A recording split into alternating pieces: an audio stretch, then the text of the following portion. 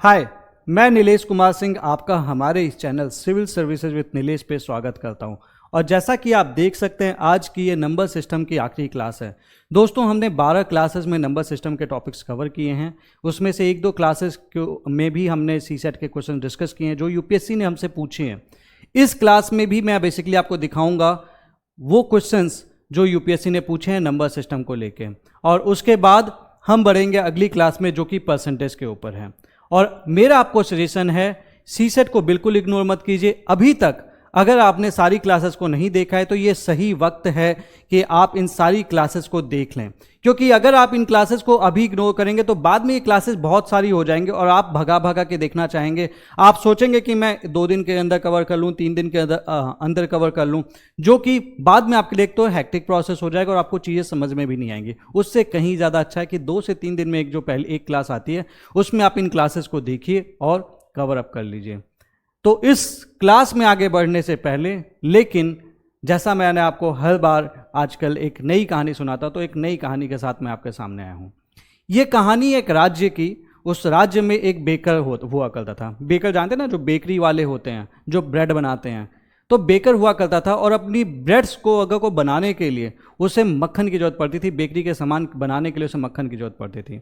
तो वो क्या करता था, एक किसान से डेली आधा किलो मक्खन खरीदता था। अब क्या हुआ कि उसके मन में डेली ये खरीद तो रहा था, लेकिन उसके मन में एक सवाल आने लगा, कहीं ऐसा तो नहीं है कि ये किसान मुझे उल्लू बना रहा है। तो उसने क्या किया, ठीक है अगले दिन अगर ये किसान मेरे पास जब मक्खन लेके आएगा तो मैं वेट करूंगा।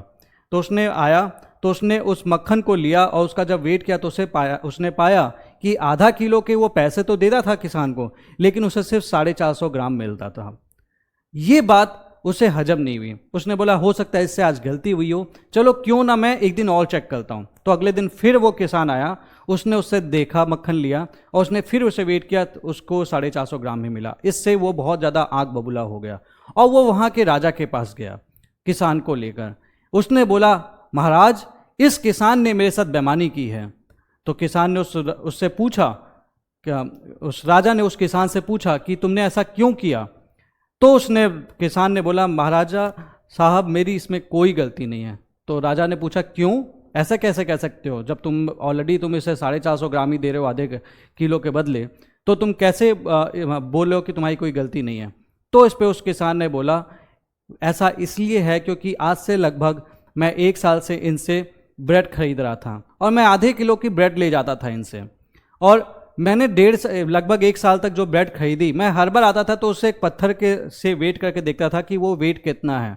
तो वो आधे किलो की ब्रेड जब मैं तौलता था तो मेरे पास एक मेजरमेंट बन गया, ये एक पत्थर था, क्योंकि मेरे पास इतने पैसे नहीं थे कि मैं प्रॉपर जो बाट होती है उसे खरीद सकूँ। तो उस पत्थर से मैंने एक मेजर कर लिया कि ये ये आधे किलो का है।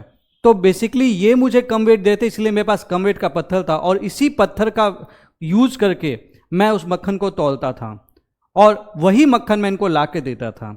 अगर इन्होंने मुझे सही वेट का ब्रेड दिया होता तो शायद मैं उनको सही वेट का मक्खन दे पाता। ये बात सुनकर राजा की आंखें भर आईं और उसने उस किसान को बहुत सारे पैसे दिए और बदले में सजा उस बेकर को दिया। इस कहानी से मैं आपको क्या बताना चाहता हूँ, इस कहानी से मैं आपको 2-3 संदेश है जो देना चाहता हूँ। पहली चीज़, जिंदगी में आप जो कुछ करेंगे वो पलट के वापस जरूर आता है। बेईमानी करेंगे तो आपके साथ भी बेईमानी हो सकती है, चोरी करेंगे तो आपके साथ भी चोरी हो सकती है, करप्शन करेंगे, अगर कभी ब्यूरोक्रेट बन गए तो आप कभी चैन की नींद नहीं सो पाएंगे। तो सबसे अच्छी चीज़ जो हम कर सकते हैं वो हम ये कर सकते हैं कि हम एक अच्छे इंसान बने और ज़िंदगी में जो कुछ करें लोगों के भलाई के लिए करें, अपने परिवार की भलाई के लिए करें, अपने आसपास के लोगों के अच्छाई के लिए करें और वो मोरली करेक्ट हो। दूसरी एक चीज़ जो मैं इस कहानी से सीख सकता हूँ वो ये सीख सकता हूँ कि अगर मैं अपना वक्त खराब कर रहा हूँ और अगर मैं सारा वक्त किसी और के पीछे रात भर फ़ोन पे बातें करने में, या फिर मैं सारा वक्त सिर्फ पार्टी करने में, या फिर मैं सिर्फ पीने खाने में वेस्ट करता जा रहा हूँ, तो कल की डेट में यही वक्त हमें खलेगा और हमें लगेगा हमारे पास वक्त निकल गया, हमारी उम्र निकल गई और हम कुछ कर भी ना पाए। तो इसीलिए कहा जाता है जो बच्चे पढ़ाई करते हैं, ज़िंदगी में मेहनत करते हैं, वो बच्चे आज नहीं तो कल किसी ना किसी फॉर्म में कामयाब जरूर होते हैं।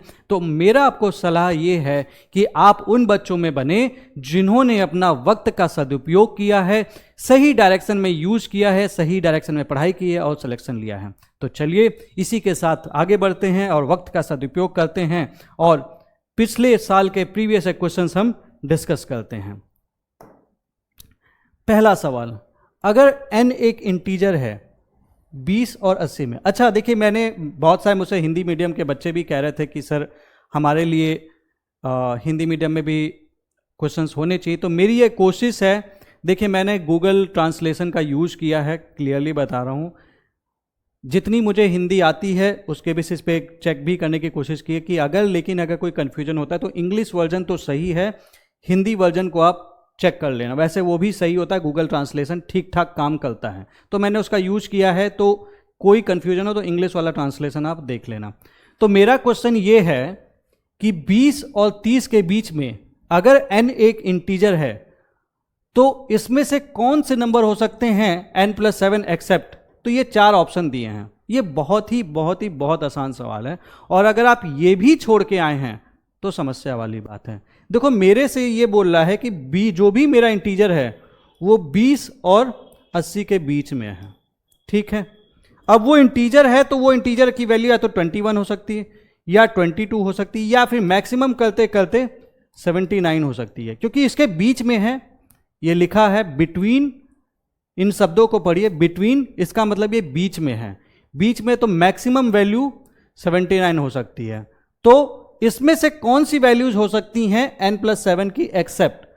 तो क्या 88 हो सकती है? मैं 88 को चेक करना चाहूं तो देखो यहां पे देखो, अगर इसकी n की वैल्यू मैं 79 मान लूं तो इसकी मैक्सिमम वैल्यू n+7 की हो सकती है, वो हो सकती है 79 + 7 = 86।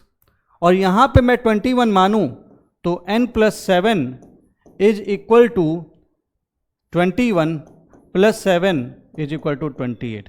यानी कि n+7 की जो वैल्यू है वो 28 से लेके 86 के बीच में वेरी करेगी। 28 से लेके 86 के बीच में वेरी करेगी। तो फिर मैं देखूं 54 है, सही है, 87 है, 84 है, 88 नहीं है तो मैं 88 को काट दूंगा। और क्वेश्चन भी ये कि कौन सा नहीं हो सकता है, तो 88 इसका आंसर नहीं होगा। अब देखो इस तरह के क्वेश्चंस में ना ये वर्ड प्रॉब्लम्स कहलाती हैं। आपको सिंपल वर्ड्स के बेसिस पे आंसर करने आना चाहिए।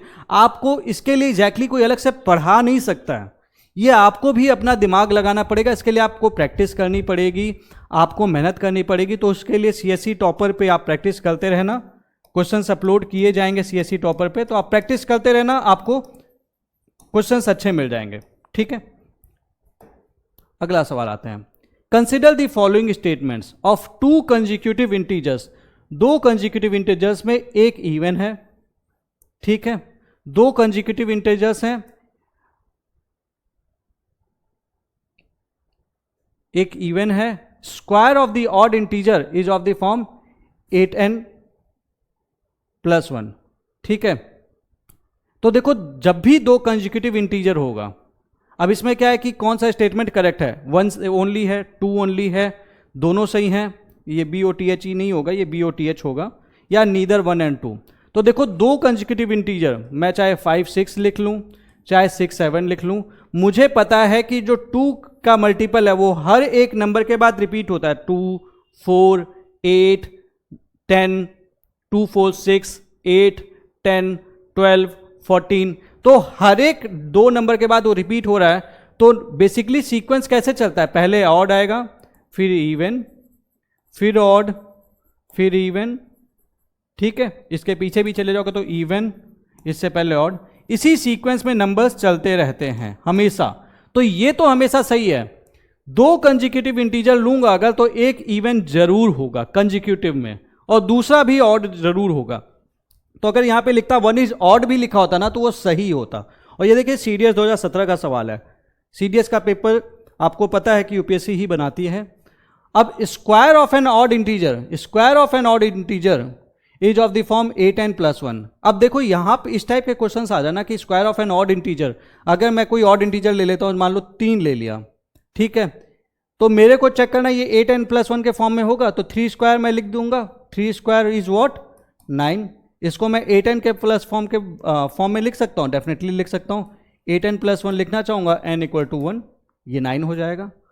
मैं चेक कर लेता हूँ दूसरा ऑड इंटीजर 5 का ले लेता हूँ, 25, इसका स्क्वायर 25 होगा। तो इसको मैं इसके फॉर्म में लिख सकता हूँ, n = अगर मैं 3 रखूँगा तो बिल्कुल लिख सकता हूँ 8n + 1। मैं देखूँगा 7 के लिए रख लेता हूँ, 48 हो जाएगा, 49 हो जाएगा। इसको मैं लिख सकता हूँ इस तरह से, तो 8 × 6 = 48 + 1, 8 × 6 + 1। तो मैं पाता हूँ कि मैं सारे स्क्वायर्स को, ऑड इंटीजर्स वाले को, इस तरह से लिख पा रहा हूँ। तो देखो क्या होता है इस टाइप के क्वेश्चंस में, अगर आपको नहीं पता है तो 3, 4, 5 स्टार्टिंग की वैल्यूज रखिए। अगर वो सही आ रहा है तो हमेशा वो सही होगा, नहीं तो कहीं ना कहीं वो गलत हो जाएगा। तो 3, 4 वैल्यूज तक अगर वो सही आ गया तो सही ही होगा। तो इस केस में मैं सीधे लिख दूंगा both 1 and 2 are correct. Simple question है। अब ये सारे क्वेश्चंस जो हैं वो ऐसे क्वेश्चन है ना जो आपको थाली पे परोसे गए हैं। इस तरीके के क्वेश्चंस अगर आप गलत कर रहे हैं तो कहीं ना कहीं समस्या, इस तरह के क्वेश्चंस पे गलती ना करें। इसका सीधा तरीका है, ना समझ में आए वैल्यू पुट करके देख लो। पहला वाला क्वेश्चन देखो, ऑफ कंसेक्यूटिव इंटीजर। सोचो कोई भी कंसेक्यूटिव इंटीजर लिखने के लिए 2, 3, 4, 5, 6 साफ साफ दिख रहा है कि ये ले लूं चाहे ये ले लूं, चाहे ये ले लूं, चाहे ये ले लूं, एक तो इवन है ही, सीधे कर लेता मैं। तो कई क्वेश्चंस आपको वैल्यू पुट करने से, हल्का सा माइंड लगाने से आपके क्वेश्चंस हो सकते हैं। तो इन क्वेश्चंस को आप गलती से भी ना छोड़ें। अगर आप छोड़ेंगे तो कहीं ना कहीं आप गलती करेंगे। ठीक है, अगला सवाल। The product of 4 consecutive natural number +1 is. मेरे से बोल रहा है कि the product of 2 consecutive, wait a second, ठीक है, the product of 2 consecutive natural number +1 is a non square, always sum of 2 square numbers, a square, etcetera. तो 4 consecutive natural numbers हैं। अब 4 कंसेक्यूटिव नेचुरल नंबर मैं ले लेता हूं। मान लो मैंने ले लिया 1, 2, वैल्यू पुट, सबसे छोटे नंबर ले लिया और इसमें मैं +1 करता हूं। ठीक है, ये बोला है कि मेरे को प्रोडक्ट करना है, यानी कि 1 × 2 × 3 × 4 क्या वैल्यू आएगी? 1 2 = 2, 3 × 6, 4 × 4 24 + 1 इट इज 25। 25 को मैं जानता हूं, हम इसे लिख सकते हैं 5 स्क्वायर। तो एक सिचुएशन तो बन रही है अ नॉन स्क्वायर, ये तो यहीं कट गया। नन ऑफ द अबव, इस पे डाउट है। Always sum of 2 square numbers, तो 5 स्क्वायर मुझे,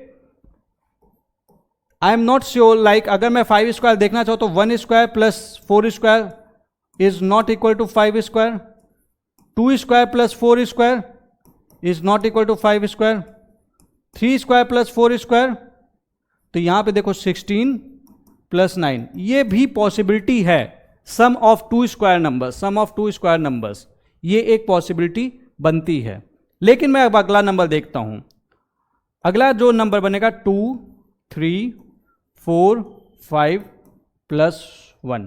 ठीक है, 2, 3, 4, 5 + 1, तो मैं अगर करूंगा 2, 3, 4 × 5 + 1 इट इज इक्वल टू 2 3 = 6, 6 4 = 24 × 5 120 + 1 121। तो मेरे को एक चीज तो दिख रही है कि it is again 11 square, this was 5 square. तो पहली बार तो मेरा पहला इंप्रेशन तो यही पड़ा कि it is always a square, तो ये तो एटलीस्ट सही है। बट क्या मैं 121 को स्क्वायर के एडिशन के फॉर्म में लिख सकता हूं? चेक करते हैं। अगर मेरे को 121 का स्क्वायर इसको लिखना है स्क्वायर के एडिशन के फॉर्म में, तो लेट्स से हम इसे लिख सकते, लाइक अगर 1 स्क्वायर अगर हम लेते तो फिर 120 एक स्क्वायर तो नहीं है, 2 स्क्वायर लेते तो फिर 117 किसी का स्क्वायर नहीं है, 3 स्क्वायर लेते तो फिर 108 नहीं, ये आएगा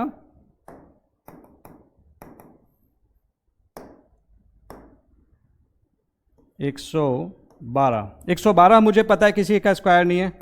4 स्क्वायर + 16 का डिफरेंस, 105 भी किसी का स्क्वायर नहीं है। 5 स्क्वायर + 25 माइनस करूंगा तो 96 भी किसी का स्क्वायर नहीं है। 6 स्क्वायर 36, 121 माइनस 36, 5,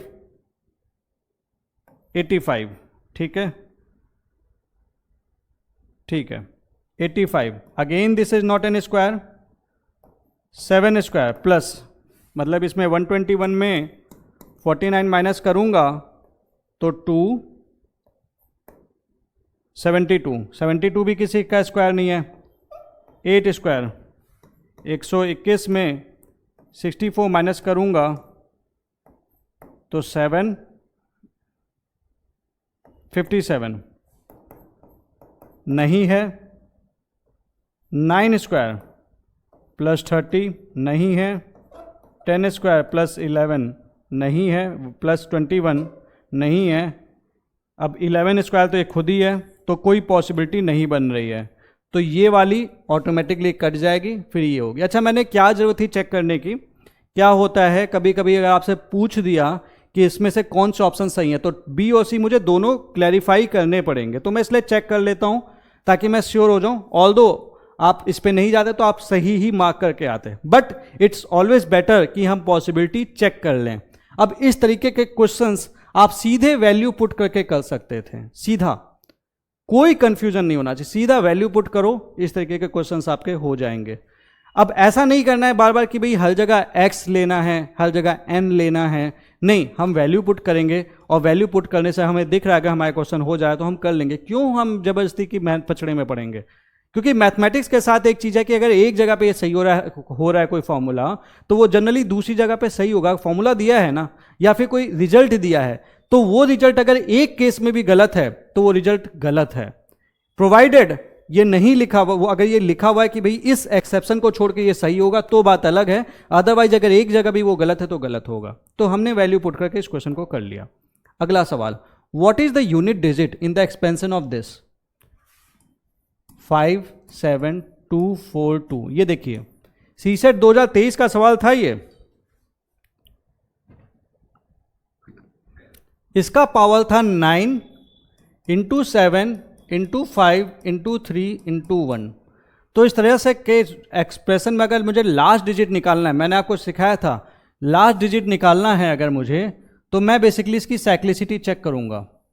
तो बेसिकली मैं साइक्लिसिटी निकालने के लिए 9 इंटू 7 इंटू 5 इंटू 3 अपॉन 4 करूंगा और रिमाइंडर देखूंगा क्या आएगा, 1 3 1 -1, ठीक है। इसका मतलब ये हो गया इट इज़ -3 रिमाइंडर जो है, इसका मतलब हो गया रिमाइंडर इक्वल टू -3 + 4 = 1। यानी कि इसको मैं 4 से डिवाइड करता हूँ तो रिमाइंडर आता है 1, तो इसकी साइक्लिसिटी 1 है, इसकी साइक्लिसिटी 4 है लेकिन रिमाइंडर 1 आ रहा है। तो सीधा सा मतलब है कि इसका जो लास्ट डिजिट होगा वो वही होगा जो 2 की पावर 1 पे होगा, और 2 की पावर पे 1 होता है 2, तो इसका मैं बोल दूंगा इसका जो लास्ट डिजिट होगा वो 2 होगा। ये मैंने आपसे डिस्कस किया है पिछली क्लास में भी, तो अगर नहीं समझ में आया तो आप पिछली क्लास का वीडियो देखिए, आपको ये क्लियर हो जाएगा। ये बहुत आसान है, इस तरीके के क्वेश्चन तो आपके प्लेट पे परोसे जाते हैं कि आप गलती ना करें। और अगर आपको यहाँ पे रिमाइंडर निकालना नहीं आ रहा है तो आप मल्टीप्लाई करके भी 4 से डिवाइड कर सकते हो, बट यहाँ से इजीली हो रहा है तो जबरदस्ती क्यों इतनी मेहनत करें। Which of the following are equal in value? इसमें से कौन से इक्वल हैं वैल्यू में?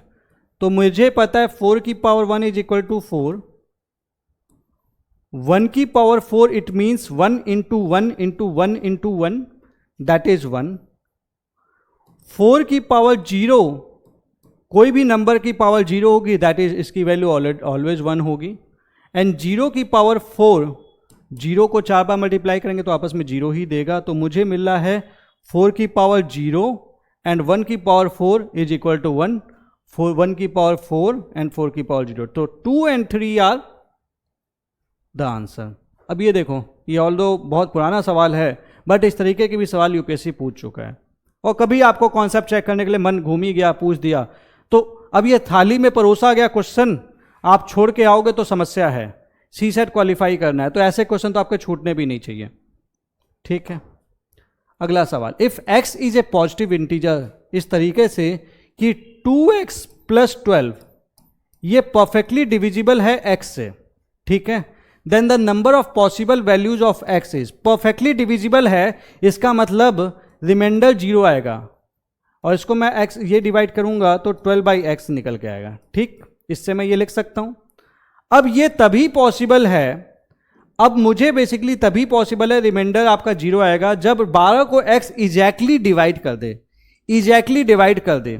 अब मुझे पता है कि 12 को वो नंबर्स एग्जैक्टली डिवाइड करते हैं, 12 को 12 को वो नंबर्स एग्जैक्टली डिवाइड करते जो उसके फैक्टर्स होते हैं।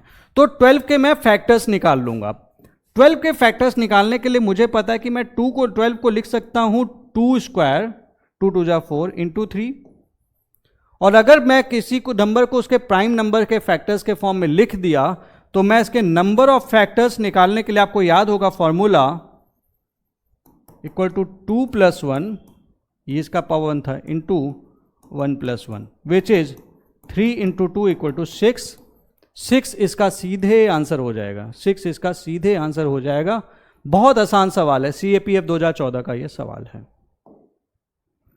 विच of the following is the smallest number, इसमें से कौन सा स्मॉलेस्ट नंबर है by which 2880 must be divided in order to make it a perfect square. Question पढ़िएगा आप। इसमें से कौन सा स्मॉलेस्ट नंबर है जिसमें से 2880 को मैं डिवाइड कर दूं ताकि ये परफेक्ट स्क्वायर बन जाए। अच्छा, परफेक्ट स्क्वायर का मतलब क्या होता है?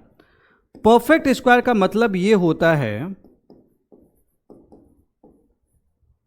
कि जो भी नंबर है, कोई भी नंबर x, अगर कोई नंबर दिया है तो अगर मैं इसको प्राइम फैक्टर्स के फॉर्म में लिखूं, let's say we write it in terms of a to the power p, q to the power r, a, wait a second,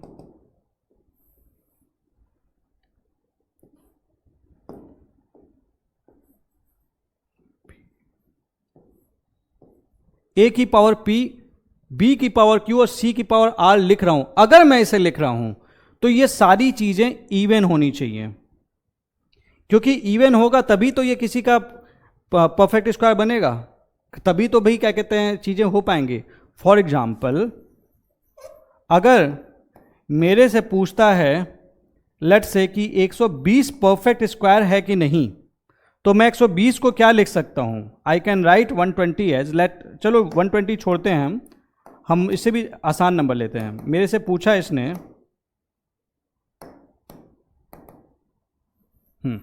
एक एग्जाम्पल लेके आपको बताता हूँ, छोटा एग्जाम्पल लेता हूँ।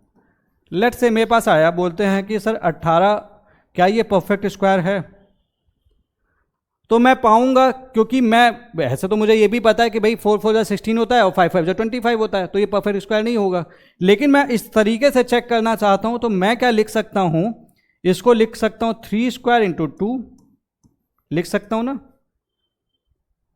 और मुझे दिख रहा है कि एक ऐसा नंबर आ गया, एक ऐसा नंबर मिल गया जिसका जो पावर था इट वॉज नॉट इवन, क्योंकि 2 की पावर 1 आ गई, इट वॉज नॉट इवन, तो मैं सीधे बोलूंगा it is not a perfect square. बाकी आप कोई भी नंबर ले लो, 64 ले लो, आप ले लो लाइक लेट्स से 49 ले लो, हमेशा पावर इवन रहेगी। 7 स्क्वायर, इसको आप 8 स्क्वायर कह सकते हो, समथिंग लाइक दैट। तो पावर हमेशा इवन रहेगी। अगर आप उसको 2 के टर्म्स में लिखोगे तो 2 के टर्म्स में भी आप इससे लिख रहे होगे तो इट विल बिकम 2 की पावर 6। ये इवन ही होगा हर एक कंडीशन में। ये एक इंपॉर्टेंट चीज है जो आपको पता होनी चाहिए। कोई भी नंबर परफेक्ट स्क्वायर तभी होगा जब आप उसको अगर फैक्टर्स के फॉर्म में लिख रहे हो, कोई बड़ा नंबर भी, तो उसका पावर इवन होना चाहिए। तो फिर अगर मैं 2880 को अगर मैं लिखता हूं इन टर्म्स ऑफ इट्स फैक्टर्स, तो मैं क्या लिख सकता हूं? लेट अस 2880, मैं इसको एक काम करता हूं, ये मुझे दिख रहा है 144 से तो डिवाइड हो रहा है, ये 20, क्योंकि ये हो जाएगा 12 स्क्वायर, ठीक है। 4 5 जा 20, ठीक है। देखो ये मेरी कैलकुलेशंस हैं, मैं अपनी कैलकुलेशन इजी बनाने के लिए कर सकता हूँ। तो मेरे को दिख रहा है मैं ऐसे 12 स्क्वायर लिख सकता हूँ, इंटू 2 स्क्वायर लिख सकता हूँ, इंटू 5 लिख सकता हूँ, ऐसे भी लिख सकता हूँ, ठीक है। ये आ रहा है समझ में? इसे मैं 12 स्क्वायर इंटू 4 इंटू 5 भी लिख सकता हूँ। आप इसे और तोड़ना चाहे तो 2 के फॉर्म में भी लिख सकते हो, लेकिन अदरवाइज मेनली मेरा टारगेट ये था कि चाहे तो मैं इसे स्क्वायर के फॉर्म में लिख दूँ या फिर मैं इसे इवन पावर्स के फॉर्म में लिख दूँ। जैसे भी आपको ठीक लगे लिख देना, कोई इशू नहीं है। फिलहाल मैंने इस फॉर्म में लिया है, इस फॉर्म में भी करके भी आपको दिखा दूंगा। तो मुझे दिख रहा है कि 12 का स्क्वायर, इसका पावर इवन हो रहा है, इसका पावर इवन हो रहा है, लेकिन इसके पास कोई भी इवन पावर नहीं है। तो मेरे से अगर पूछेगा इससे किससे डिवाइड करें, तो मैं ये नंबर ड्रॉप कर दूंगा तो मेरा आंसर निकल जाएगा। तो ड्रॉप करने के लिए मेरा आंसर 5 आ जाएगा। अब इसको मैं इस फॉर्म में लिखना चाहता हूं तो मैं क्या लिख सकता हूं? 12 को मैं क्या लिख सकता हूं? 12 आई कैन राइट 4 इंटू 3, और 4 को मैं क्या लिख सकता हूं? It is can be right 4 into 3 square into 2 square into 5। इसको मैं लिख सकता हूं 2 की power 4 into 3 square into 2 square into 5।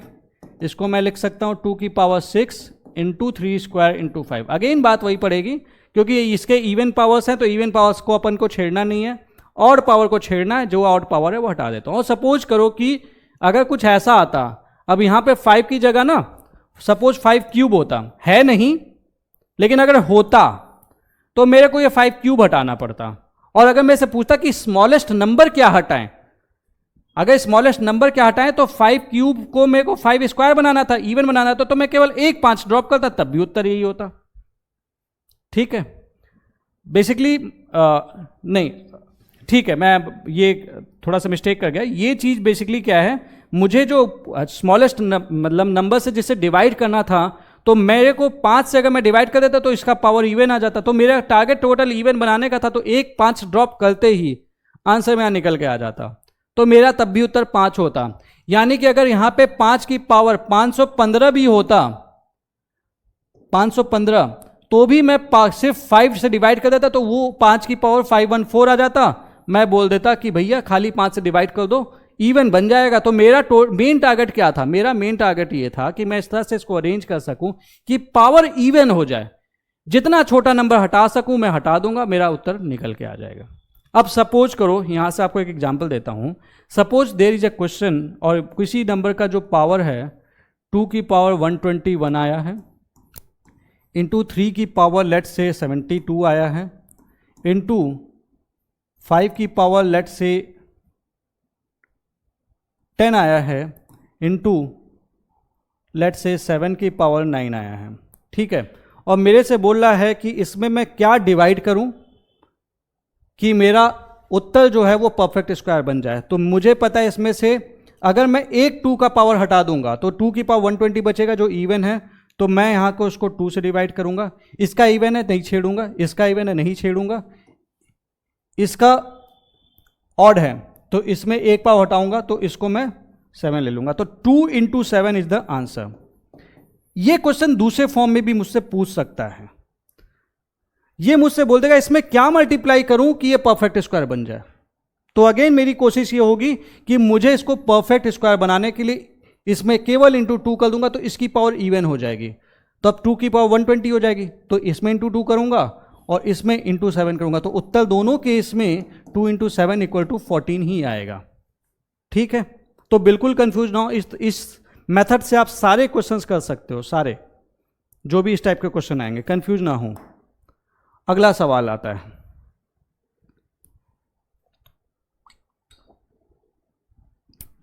A device can write 100 digits in 1 minute. एक डिवाइस 100 डिजिट्स लिख सकता है 1 मिनट के अंदर। ये देखिए CAPF 2016 का सवाल है। It starts writing natural numbers, it starts writing natural numbers,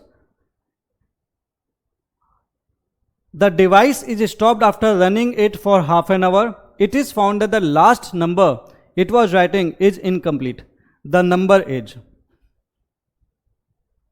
यह आप एक बार क्वेश्चन पढ़िए।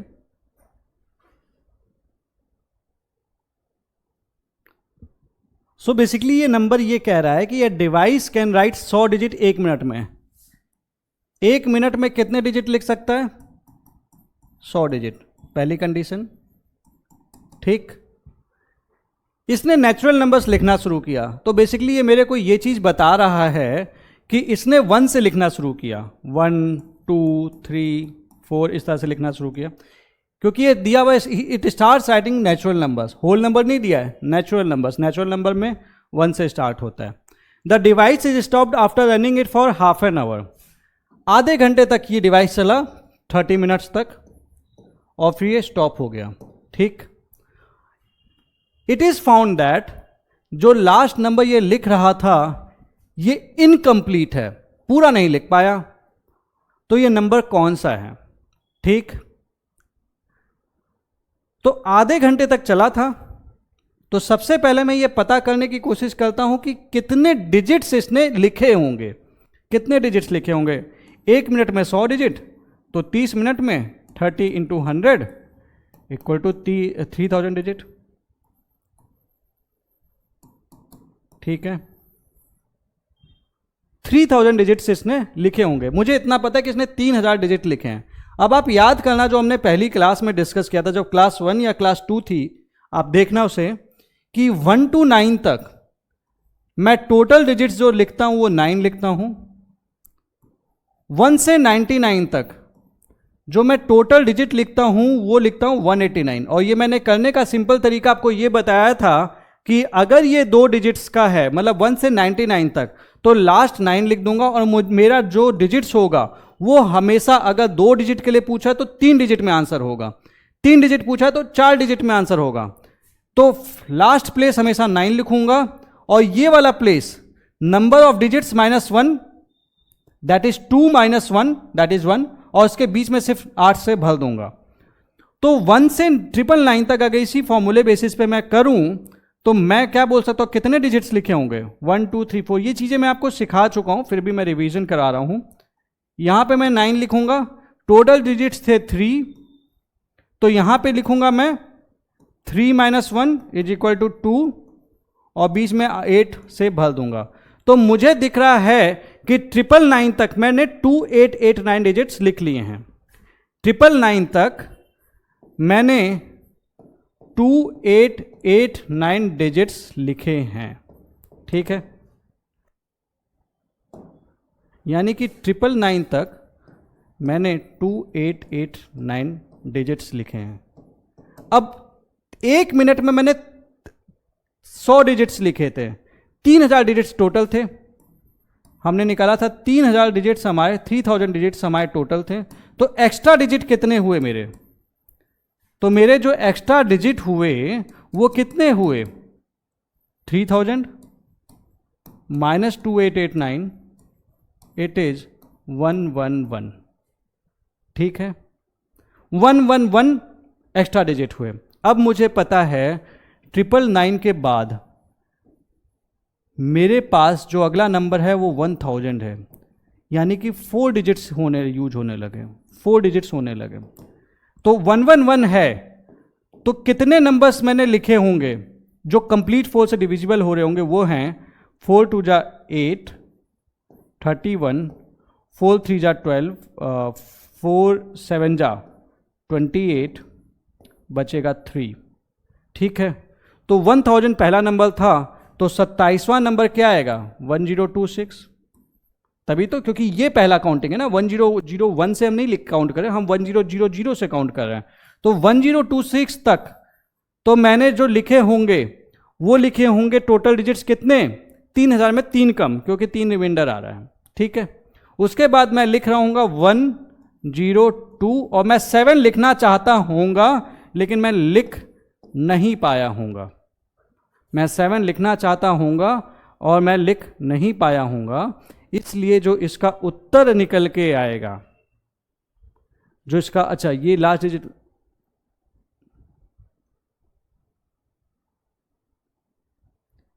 It is found that the last number it was writing is incomplete. तो इनकम्प्लीट जो नंबर होगा, ठीक है, वो होगा 1027।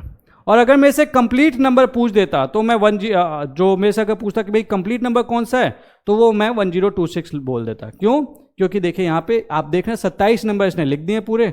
1026 is the 27th number, and after that 102 लिख रहा था, तब तक रुक गई मशीन अपनी। ठीक, नेक्स्ट क्वेश्चन।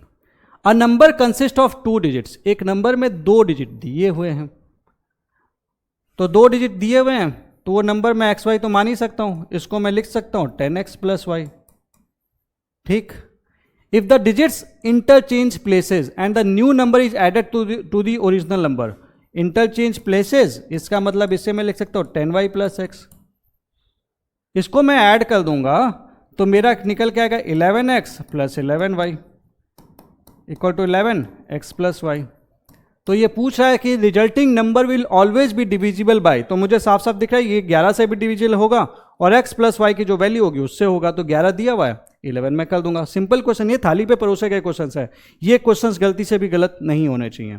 ठीक है, next question, let p be a 2 digit number, p कोई 2 डिजिट नंबर है and q be the number consisting of same digits written in the reverse order. मान लीजिए कि p कोई 2 डिजिट नंबर है, let say p is 2 digit number and q is the number consisting of same digits written in opposite order. If p cross q is equal to 2430, तो p और q में difference पूछा है।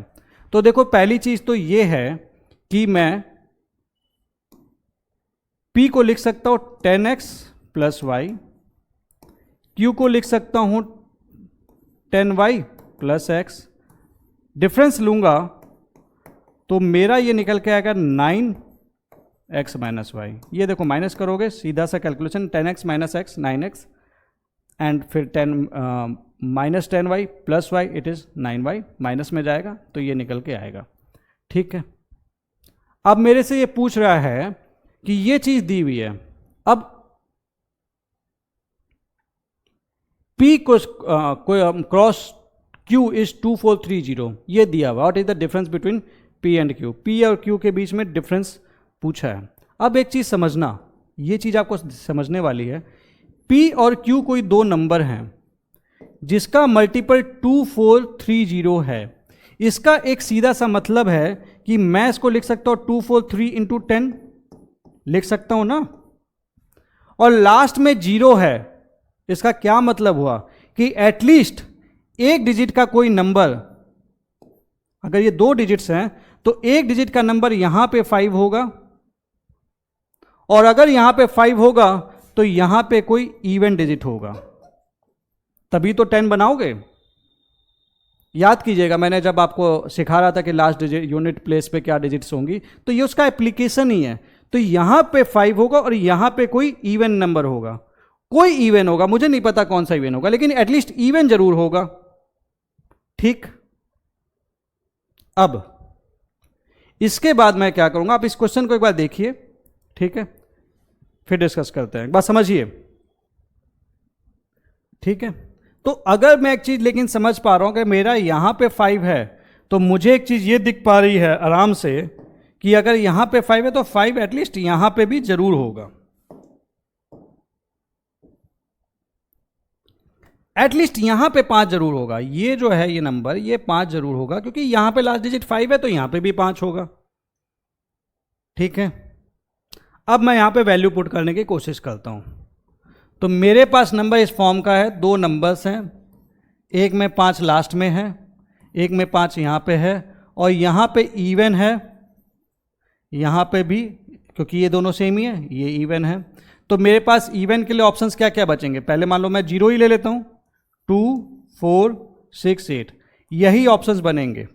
ठीक है, तो 50 into 05, तो ये तो 2 डिजिट तो हुआ ही नहीं, ये कैंसिल ऐसे ही हो जाएगा। 52 इंटू 25, इसको देखो क्या इसके बराबर हो रहा है, नहीं हो रहा है। 54 इंटू 45, क्या ये इसके बराबर हो रहा है,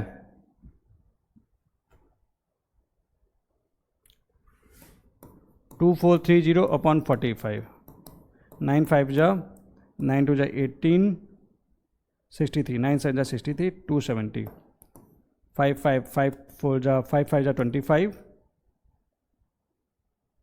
4 जा, हाँ ये हो रहा है। बाकी मैं चेक कर लूँगा, 56 इंटू 65 ये भी नहीं होगा, और मैं 58 इंटू 85 ये भी नहीं होगा। ठीक है, तो ये निकल के आएगा और यही इसका उत्तर होगा। तो ये 2 नंबर्स तो मुझे मिल गए। अब P और Q के बीच में डिफरेंस क्या है, तो 54 माइनस 45 इज इक्वल टू कितना है, 9। तो डिफरेंस ये 9 दिया हुआ है। अब एक चीज़ और थी आपको समझने वाली बात थी, अगर ये भी मेरा कैलकुलेशन करने का मन नहीं था, ये नंबर के ऑप्शंस बने थे ना, तो मैंने ये भी देखा था कि ये 9 का ये जो है, ये इनका जो डिफरेंस है ये 9 के मल्टीपल में होगा।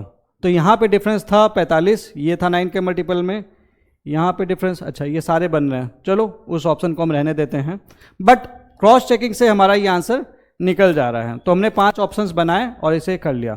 तो इस तरीके के क्वेश्चन में आपको हमेशा ध्यान रखना है कि आप जब भी एक क्वेश्चन का दिमाग खुला करके करें, ये इस तरीके के क्वेश्चन आपसे हो जाएंगे, थोड़ा सा दिमाग लगाना पड़ेगा, आराम से होंगे।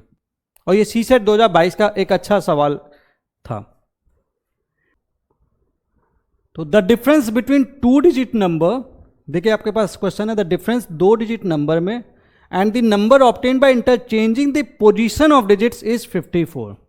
तो बेसिकली ये दिया हुआ है कि मेरा डिजिट है अगर XY, और मैं पोजीशनिंग को इंटरचेंज कर देता हूं और इसे YX बना देता हूं, इनके बीच का डिफरेंस जो है वो 54 दिया हुआ है।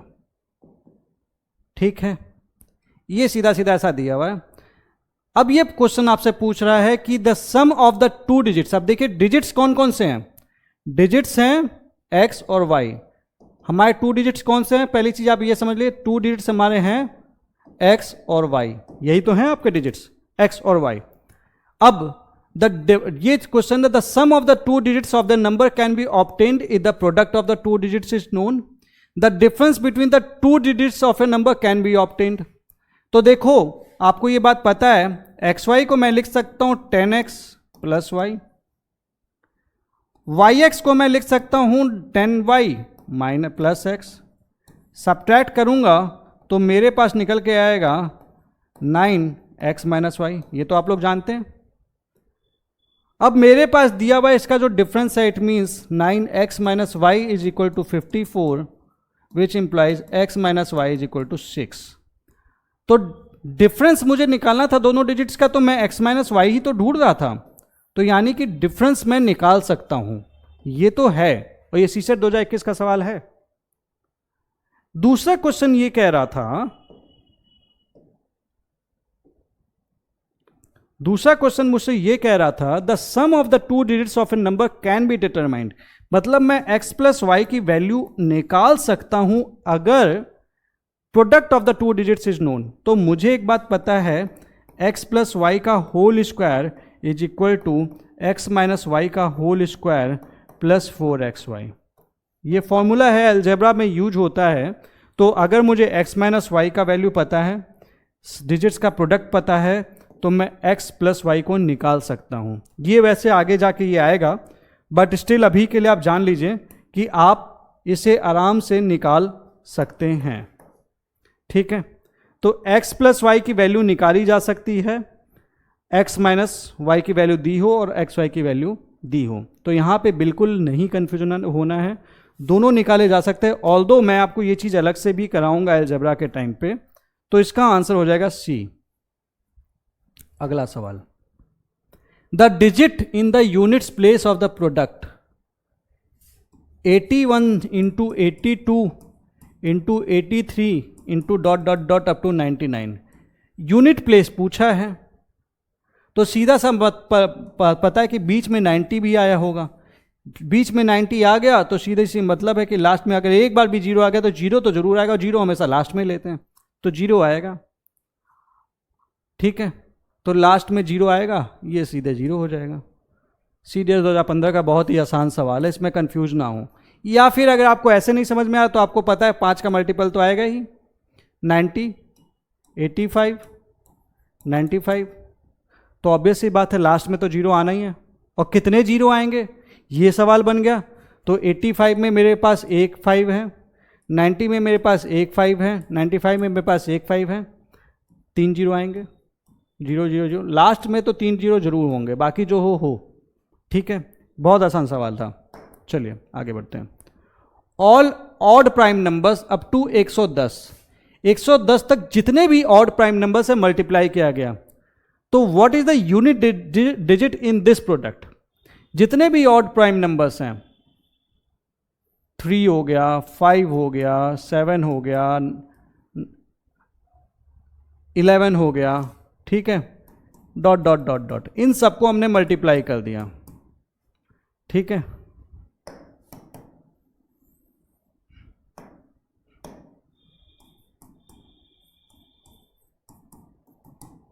तो यूनिट डिजिट क्या होगा? तो आपको एक चीज मैंने बताई थी, 5 एक ऐसा नंबर है जो किसी भी नंबर से मल्टीप्लाई करेगा, इवन से मल्टीप्लाई करेगा तो 0 देगा, 5 इंटू इवन, और 5 अगर ऑड से मल्टीप्लाई होगा तो लास्ट डिजिट हमेशा 5 होगा, याद है?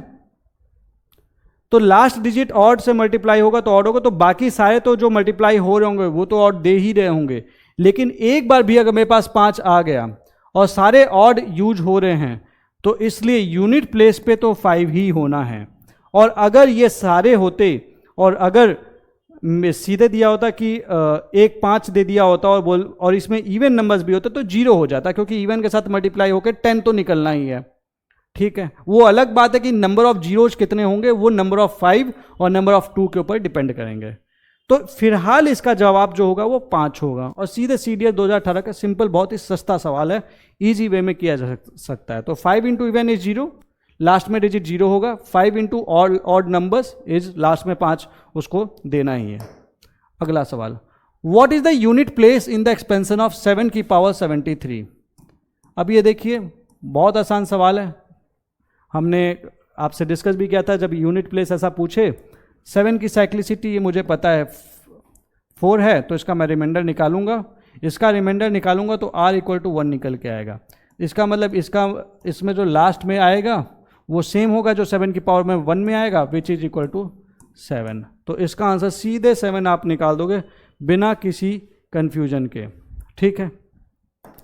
अगला सवाल, 1 page is torn from A booklet, एक बुकलेट थी अपने पास जिसके एक पन्ना फाड़ दिया गया। तो यानी कि यहां से मुझे एक चीज समझ में आ रही है कि अगर एक पन्ना फाड़ा गया है, ठीक है, तो अगर एक साइड 5 लिखा होगा तो दूसरे साइड 6 लिखा होगा, यही तो मतलब हो सकता है। एक साइड 7 लिखा होगा तो दूसरे साइड 8 लिखा होगा, क्योंकि आगे पीछे कंजिक्यूटिव है। तो मैं ये मान लूंगा कि, चलिए पहले क्वेश्चन डिस्कस कर लेते हैं। 1 page is torn from the booklet, जिनके पेजेस नंबर्ड है यूजुअल मैनर में, एक से लेके 1 2 3 4 ऐसे कुछ लिखे हुए हैं इसके नंबर्स, ठीक। The sum of the numbers on the remaining pages is 195। Sum of the, अब ये मान लेते हैं कि ये n पेजेस तक है, ठीक है। The turn pages contain with of the following number. तो देखो एक छोटी सी बात है, अगर ये n तक होता, अगर ये n तक है तो इसका जो वैल्यू दिया हुआ है वो 195 प्लस जो फटे हुए पेजेस हैं a प्लस a प्लस 1, जो फटा उसका अगला पेज, ये तो वो थे, और इसमें 195 और ऐड करूंगा तो ये टोटल सम है। अब मेरे को ये पता है कि 1 से लेके n तक इसको ऐड करना है, तो मैंने आपको समेशन बताया था कि जब ऐसा होगा तो it is always equal to n into n plus 1 upon 2, ठीक, equal to 195 plus 2a plus 1 which is 196 plus 2a, ठीक है। इसमें कोई कंफ्यूजन? अब इसका अगर मैं वैल्यू निकालूंगा, इसमें मैं आगे चलूंगा तो it becomes n into n plus 1 is equal to 2 6 जा 12,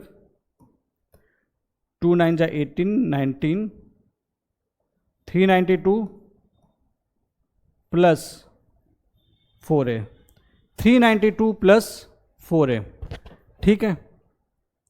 तो ये चीज आपकी देखो निकल के आ रही है। अब मुझे एक चीज ये देखनी कि अब 392 जो है स्क्वायरिंग के टर्म्स में देखेंगे तो 20 स्क्वायर से छोटा है, 392 20 स्क्वायर से छोटा है, तो इसमें लेकिन प्लस हो रहा है, तो मैं जो लोएस्ट वैल्यू ले सकता हूं यहां पे वो ले सकता हूं n इक्वल टू 20, मैं वो वैल्यू क्यों ले रहा हूं, क्योंकि मुझे लीस्ट वैल्यू यहां पे लेनी है, ठीक है। तो मैं अगर इसे 20 ये रख दूं 20 into 20 plus 1 that is 21 is equal to 392 plus 4a। तो मैं ऐसे अगर आगे आगे कैलकुलेशन करूंगा तो ये निकल के आएगा, मैं अगले पेज पे लिख लेता हूं, that is 20 plus 1 is equal to 392 plus 4a, 392 plus 4a, it is 410, 20 into 21 is 410, 20 into 21 नहीं 420 minus 392 is equal to 4a, और ये निकल जाएगा 28 equal to 4a, a equal to 7। तो जो पेजेस होंगे वो 7 नंबर का होगा और 8 नंबर का होगा। तो मैं देखूं कुछ आ रहा है अपने पास ऐसा ऑप्शन 7 और 8, ये निकल के आ रहा है। एक दिमाग में आपके कन्फ्यूजन आ सकता है कि मैंने वैल्यू n की 20 क्यों ली, क्योंकि देखो इसके बाद चूंकि मुझे यहाँ पे साफ साफ दिख रहा है कि मेरे को समेशन करना था, तो ये जो वैल्यू आ रहा था, ठीक है, ये बेसिकली इसके जो ऐड हो रहा था ना वो लीस्ट में कितना ऐड हो रहा था, क्योंकि मैं अगर 21 से लेके 22 मल्टीप्लाई करता तो ये डिफरेंस काफी ज्यादा आ जाता, इसलिए मैंने लीस्ट वैल्यू ली है, तो वो उसके स्क्वायर के फॉर्म में ही मुझे लेना पड़ेगा। ये क्वेश्चन आता है, बहुत सिंपल सवाल है, इस क्वेश्चन में तो कभी जिंदगी में कंफ्यूज ना हो। कभी ऐसा एक्सप्रेशन दिया हो ना, p minus 2016 equal to q plus 2017 equal to r minus 2018 equal to s plus 2019, और पूछा हो कि आपस में कंपेयर करना है, ठीक है, तो आपको क्या करना है इस क्वेश्चन में,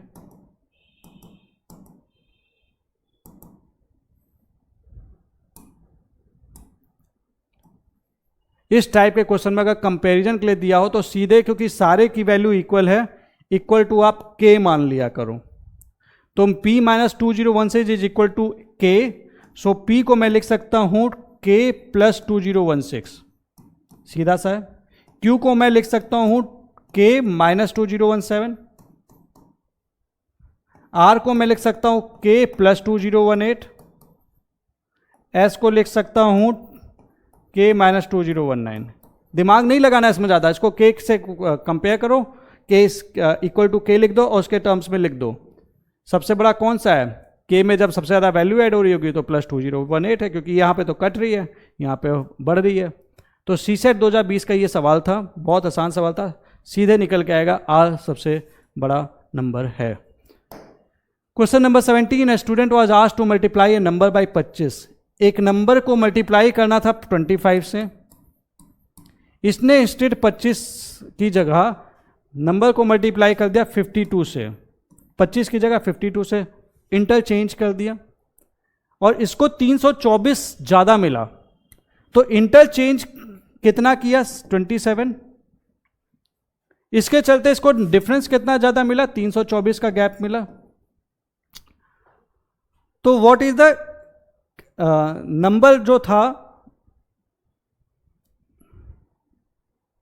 ठीक है, तो यानी कि 27 हम एक्स्ट्रा मल्टीप्लाई करते, यानी कि 27 into x is equal to 324, x निकल के आएगा 324 by 27 which is equal to 21 12, x equal to 12, answer यहाँ पे सीधा सीधा दिया हुआ है। तो ये देखो, इस तरह के क्वेश्चंस में बिल्कुल कंफ्यूज ना हो, एक्स्ट्रा कितना मल्टीप्लाई किया और वो हम एग्जैक्टली एक्स से ही मल्टीप्लाई करते, ये डिफरेंस आ गया तो सीधा हमने निकाल के कर दिया।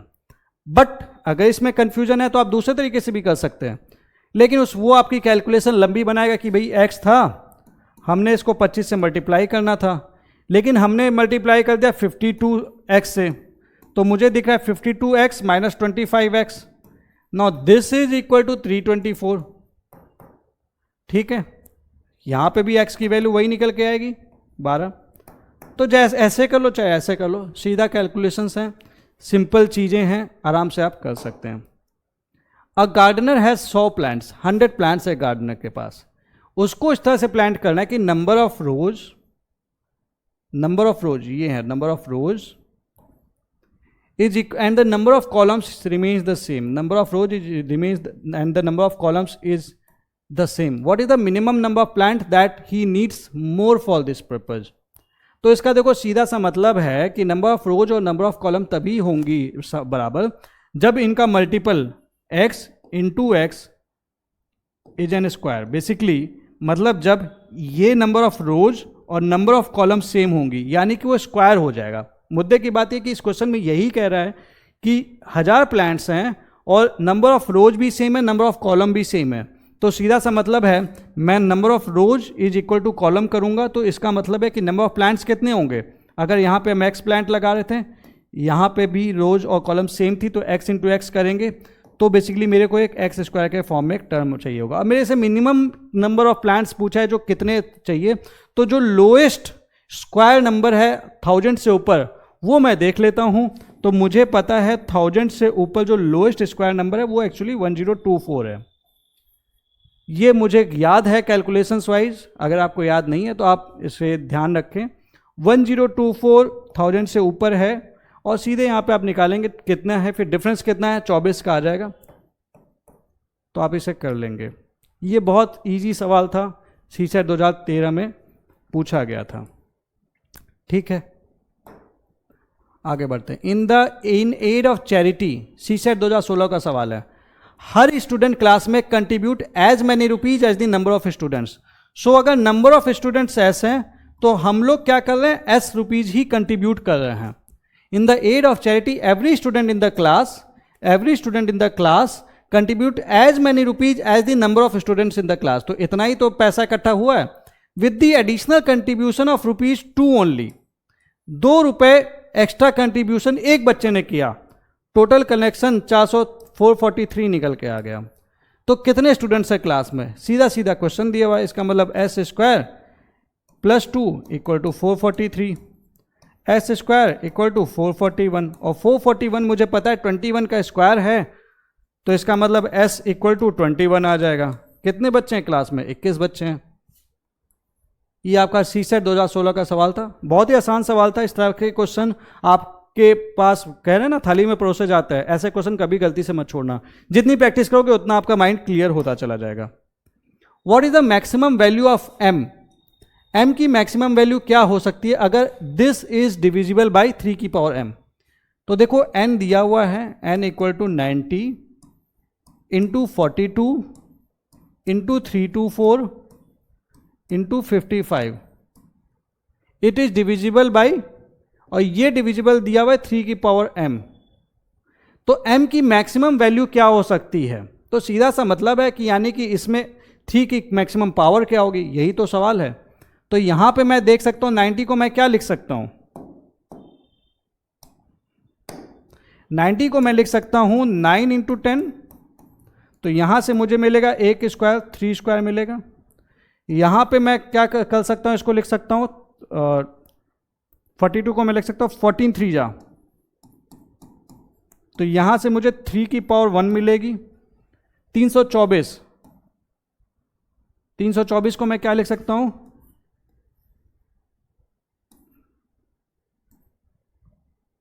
आई बिलीव 18 इंटू 18, चेक कर लेता हूं. 18 स्क्वायर शायद 324 होता है. 18 5 जा 90, 8 जा 64, 8 1 जा 8, 8 1 जा 8, 144, 18. हाँ 18 स्क्वायर होता है. 18 को मैं क्या लिख सकता हूँ 3 स्क्वायर इंटू 2, यानी कि 324 को क्या लिख सकता हूँ 3 स्क्वायर इंटू 2 का स्क्वायर. इसको मैं लिख सकता हूँ 3 की पावर 4 इंटू 2 स्क्वायर.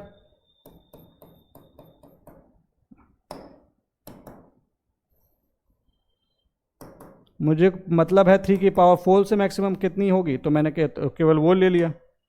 और 55 में तो 3 है ही नहीं, 3 की पावर 0 है, इसका कोई रोल नहीं है.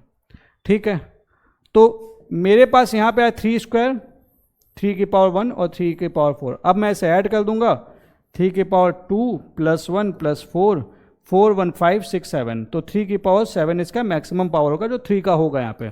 तो 3 की पावर 7 दिया हुआ है.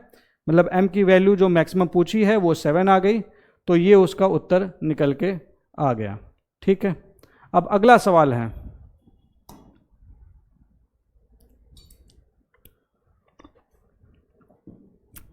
The number this is divisible by 7, what is the value of the digits p। अब देखो इस टाइप के क्वेश्चन में ना, क्योंकि 7 के डिविजिबिलिटी में बहुत लोगों को कंफ्यूजन होता है, तो इस तरीके के क्वेश्चन को करने का एक तरीका तो ये, अगर आपके पास टाइम है तो वैल्यू पुट करो, चेक कर लो, उत्तर निकल जाएगा। वैल्यू पुट करोगे आप, इसको अगर पुट करोगे तो आपका आंसर निकल जाएगा। ठीक है, एक तरीका ये हो सकता है, बेस्ट तरीका है, हमेशा कारगर होता है, अगर प्रोवाइडेड आपके पास 3-4 मिनट हो एक क्वेश्चन के लिए, एंड आपने सारे अटेम्प्ट बाकी क्वेश्चंस को करने से अच्छा, जहाँ पे आप श्योर नहीं हो कि आप कर पाओगे कि नहीं, तो वैल्यू पुट करके आंसर निकाल लो। दूसरा तरीका होता है, वो मैं आपको दिखाता हूँ, 379,812,5P369, 379,812,5P369। इस केस में क्या होता है कि हम इधर से चलना शुरू करते हैं, इधर से, राइट साइड से, राइट साइड से हम चलना शुरू करते हैं और 3 के बंडल्स बनाना शुरू करते हैं, 3 के बंडल्स, यहां पे 2 का ही बन पाएगा, और इसे प्लस करेंगे, इसे माइनस करेंगे, इसे प्लस करेंगे, इसे माइनस करेंगे, अल्टरनेटली ये चलता है इस साइड से। पहली चीज 3 का बंडल लेके चलेंगे, ठीक, इसे प्लस करेंगे, इसे माइनस करेंगे, इसे प्लस करेंगे, इसे माइनस करेंगे, और जो डिफरेंस आएगा घुमा फिरा के, मुद्दे की बात है कि वो 7 से, इन द एंड चीजें 7 से डिविजिबल हो जाएं। तो मैं क्या करता हूं, मैं 369,981 में पहले प्लस करता हूं, ठीक है, और बाद में मुझे माइनस करना है इसमें 25P और 37। ये बेसिकली ये कहना चाह रहा है, ठीक। तो मैं 369 और 981 जब मैं प्लस करूंगा तो मैं पाऊंगा, ये निकल के आएगा 10, 8, 9, 15, 9, 10, 11, 12, 13, 1350 सही निकला है, हाँ जी निकला है। इसमें मेरे को क्या माइनस करना है, अब एक चीज और देख लो, अपनी कैलकुलेशन इजी बनाने के लिए 250 टू 25P को मैं लिख सकता हूं 250 प्लस P, ये तो लिख सकता हूं, ये आप भी जानते हैं 3 डिजिट नंबर है, तो मैं अगर मान लो 1, 2, 3 दिया हुआ है तो मैं इसको 120 प्लस 3 भी लिख सकता हूं, इसी तरीके से इसको मैं लिख सकता हूं 250 प्लस P। तो मैं बेसिकली इसमें माइनस करूंगा 250 और 37, 7, 8, 287। तो इसमें मैं क्या करूंगा, 287 पहले इसमें मैं माइनस कर देता हूं, माइनस P, तो ये निकल के आएगा 0, 7,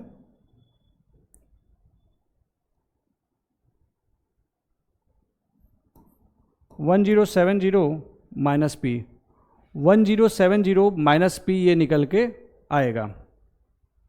अब एक बार देख लूँ मैंने कैलकुलेशन ठीक की है कि नहीं, 379,8125P 369, ठीक है, 369 प्लस 981, 369 प्लस 981 इज 0, 15, 13, ठीक है, माइनस इसमें मेरे को करना तो 250, ओके, एक मिस्टेक हो गई, ये था 287 लिखना था यहाँ पे,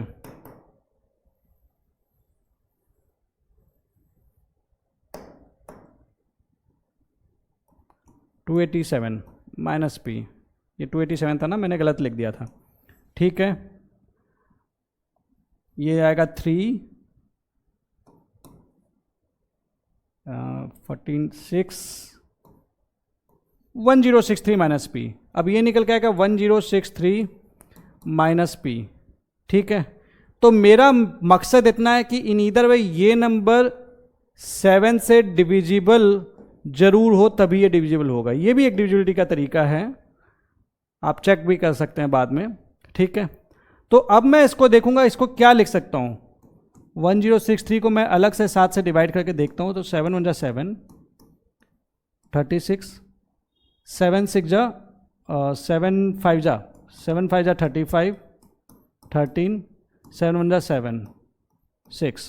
तो मैं इसे बेसिकली लिख सकता हूँ 7 इंटू 151 प्लस 6 माइनस पी, ठीक है। और मेरा मकसद है ये 7 से डिवाइड हो जाए, तो ये तो पूरा डिवाइड हो ही रहा है, रिमाइंडर 0 दे रहा है, तो मेरा मकसद है 6 minus P it should be divisible by 7। अब मैं p की कौन सी वैल्यू ले लूँ कि वो 7 से डिविजिबल हो जाए? 1 लूँगा तो डिविजिबल होगा, नहीं होगा। 6 लूँगा तो 0/7, हाँ जी डिविजिबल है।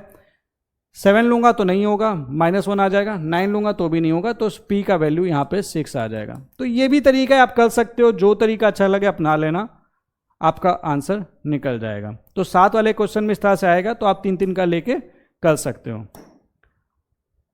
तो ये हमने नंबर सिस्टम के ऊपर सारा क्वेश्चंस का डिस्कशन किए। अगर आपको ये वीडियो अच्छी लगी हो तो दोस्तों लाइक जरूर करना, सब्सक्राइब करना चैनल को, ताकि हमें भी आपसे एक सपोर्ट मिल सके।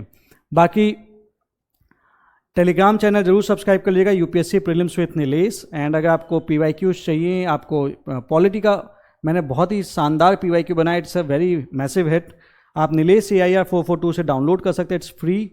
सीसेट टेस्ट और एक्स्ट्रा फैक्ट्स के लिए आप CSE टॉपर पर रजिस्टर कर सकते हैं।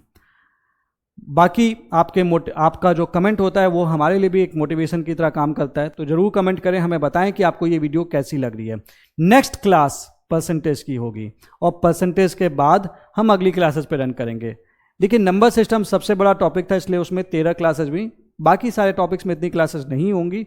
तो मेरी आपको सलाह है कि अगर अभी तक आपने नंबर सिस्टम कवर नहीं किया तो थोड़ा सा टाइम निकाल के, क्योंकि अभी आपके पास वक्त है, तो थोड़ा सा टाइम निकाल के आप जल्दी से अपना नंबर सिस्टम वाला सेक्शन कवर कर लें, ताकि आप दूसरे बच्चों से ही सही कंपैरिजन वाइज आगे बढ़ सके। क्योंकि देखो जो भी व्यक्ति अपना टाइम का सही यूटिलाइजेशन इस टाइम पे कर रहा है ना, वही आके आगे बढ़ेगा।